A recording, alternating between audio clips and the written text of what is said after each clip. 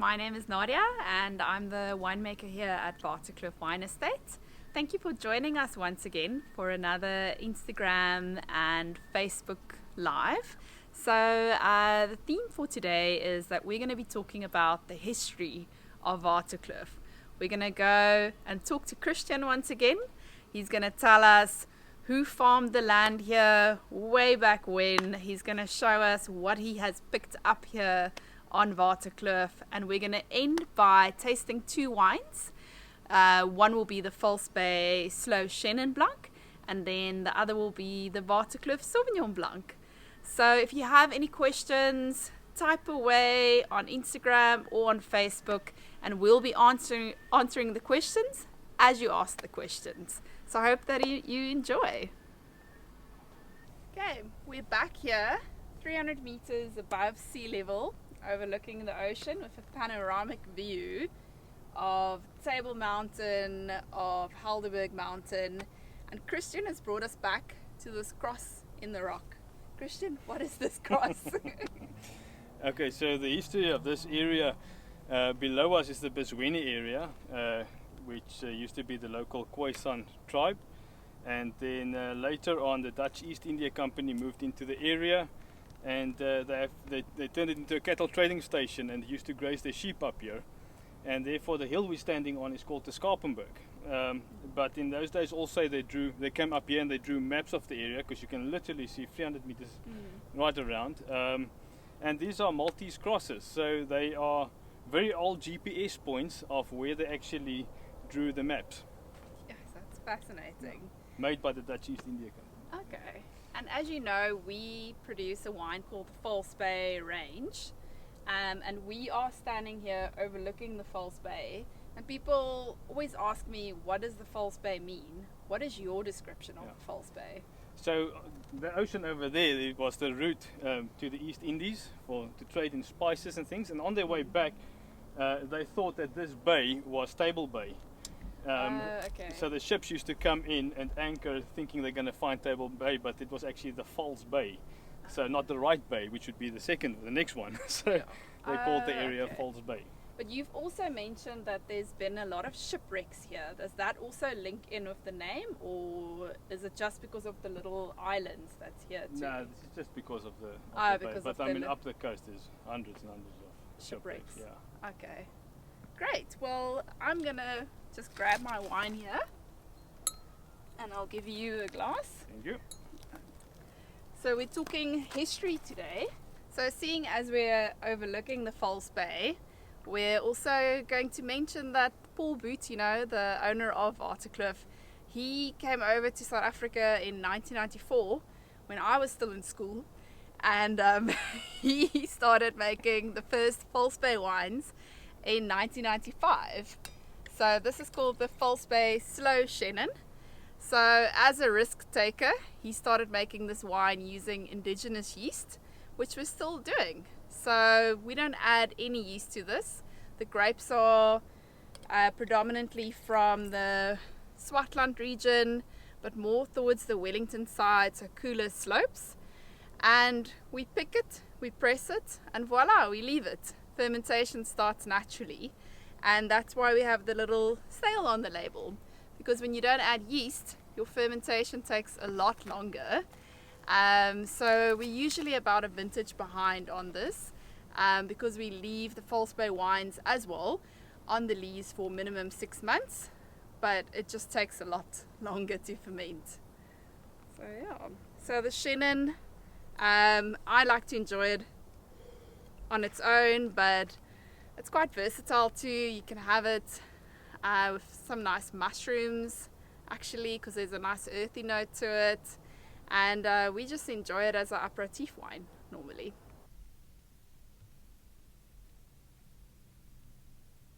So Paul Boutino, the owner of Waterkloof Wine Estate, bought Waterkloof in 2004. He was looking all over the world to find a farm where he can farm organically and biodynamically.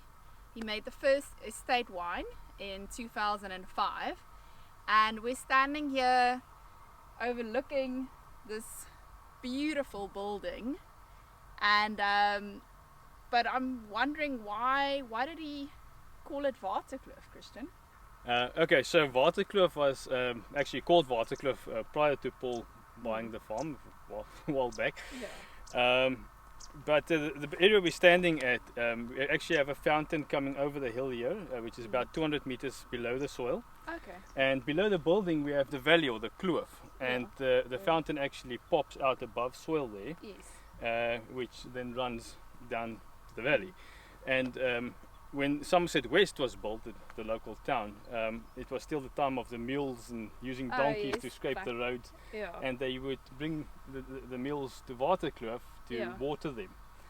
Okay. To give And them water. to give them water, Yes, yeah. So that is where Waterkloof gets its name from. And also the pass you can just make out over the mountains there is where the farmers tracked or moved with their ox wagons to go into the interior, and this would be one of the areas where they would camp for the night and rest out before climbing that and where they that can pass. get water. Yeah. Yeah. Okay. So actually the pass also is called, used to be called Ganto Pass, Okay. which is a Khoisan name for eland.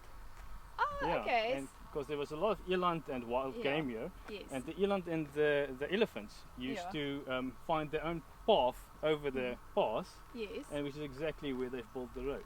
Because you once told me that the settlers always chose the route that the elephants took because That's it's right. the easier route. Yeah. Okay. Yeah. So, okay. And now the water that we get from the spring, we're using in the restaurant as well as in the winery. Correct. Yeah. Very good quality water. Very, very good quality. Very clean, pure water. Okay. And in the vineyards, you just have your dam. Yeah. So the vineyards is dryland farmed. Yes. We do have irrigation pipes for when we planted the vineyard, but it is only everything that the amphitheater can catch from rainwater. That's what goes to the vineyards. The fountain water is just for the buildings. Yeah. But your roots go down quite deeply, so you're getting a lot of that surface water with the biodynamic farming already. Yeah.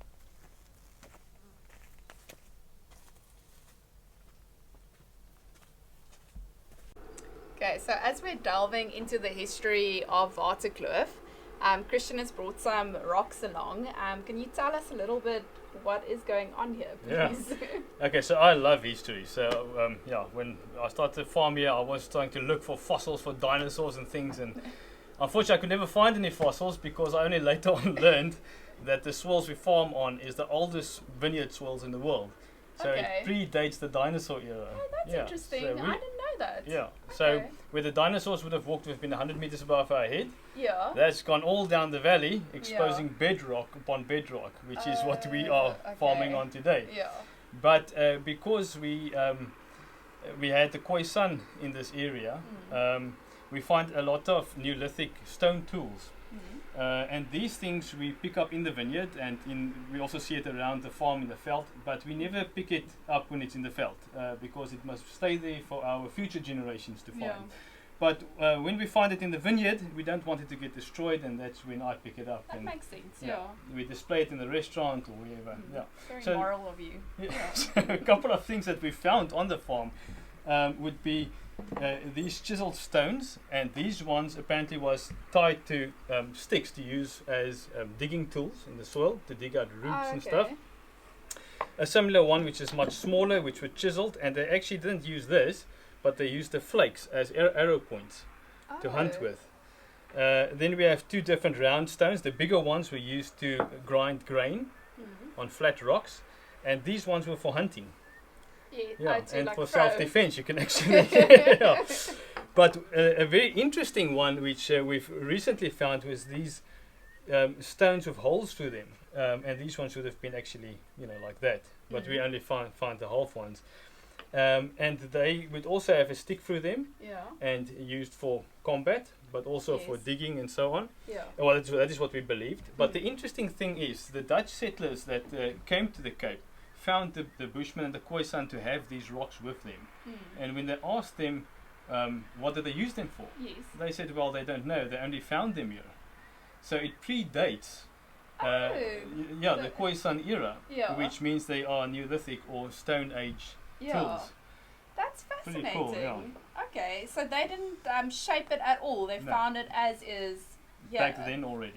Oh, So, okay. just lost shows a you- bit of respect for them now. Just shows you what a big history. Yeah, the Cape has, Yeah, eh? yeah. Okay.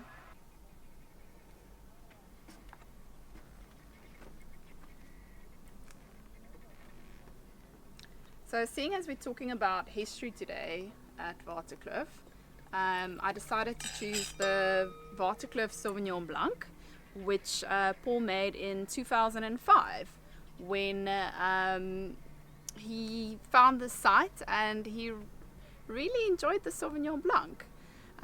So the vineyards were here when he bought the property, and then in 2009 the building was finished.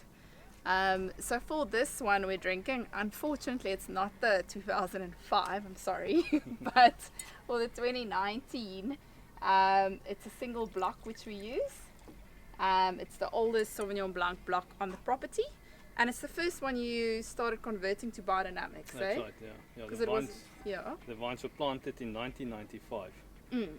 And when we started to farm organic, that's the first one Because it was already good, and that's how you want to make that's it. how you make it better. That's how you make That's it the only better. way. And then it's sandstone soils predominantly, eh? Compacted sandstone with a Yeah. nice yellow clay underneath. So Yeah. very nutritious. Okay. Heavier soils. Yeah. So winemaking wise, well, in the vineyard, when we pick this Sauvignon Blanc, we only pick this on the day. And then the guys and the women in the vineyard already sort through to make sure it's only the best quality going through. And then the horses bring the grapes to the winery. So it's always so beautiful when you see these Percheron horses bringing it up there. Yeah. Shame, and they're always so sweaty when Yeah. they get up to the winery. And then we cool it down overnight. Everything gets picked into small picking crates. And the following day we process. So we have a conveyor, and we tip these little picking crates onto the conveyor. And then once again we double sort. We make sure that there's no leaves going through. And then the grapes go into a basket press. We press it really softly, let it run down via gravity. We don't add any sulfur to it. We don't add anything to it. It's just good fruit. And then we let it settle overnight. And the following day, we put it to barrel and voila, we wait. Fermentation starts. So no fining on it. It's just such a good representation of what you can achieve when you're farming good vineyards and you're making sure that you're putting life into your soil. Yeah, and there's a lot of effort that goes into it. I mean, hand-picked, transported with the horses to the cellar. Even the picking crates has got slats at the bottom so that when the horses move all the way up to the cellar, the juice that it doesn't lie there. doesn't lie Juice. there. It Yeah. goes out of the crate. So when you press the grape, it is really just the juice that's in the grape. Yeah, the that you're fresh getting. juice. Yeah. And we're sitting with, yes, this wine can age, I would actually say, for another 10 years if you keep it properly though. Because of this acid, 2019 we've got beautiful fresh acidity on the wines. And with that longer fermentation, you've got such nice complexity also in this wine. So we're both crayfish lovers, so this is what we'll have with a crayfish. But yeah, generally it goes well with seafood. Yeah.